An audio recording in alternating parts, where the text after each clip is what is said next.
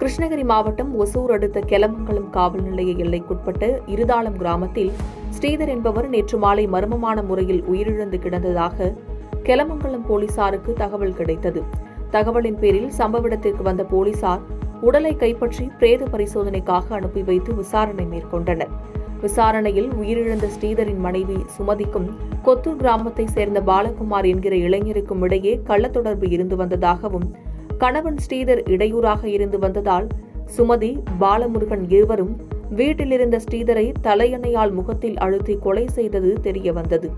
இதையடுத்து சுமதி, பாலமுருகன் ஆகிய இருவரை கைது செய்த போலீசார் நீதிமன்றத்தில் ஆஜர்படுத்தி சிறையில் அடைத்தனர்.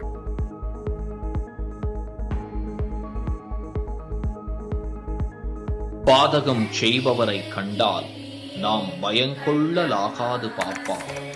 மோதி மிதித்து விடு பாப்பா, அவர் முகத்தில் உமிழ்ந்து விடு பாப்பா.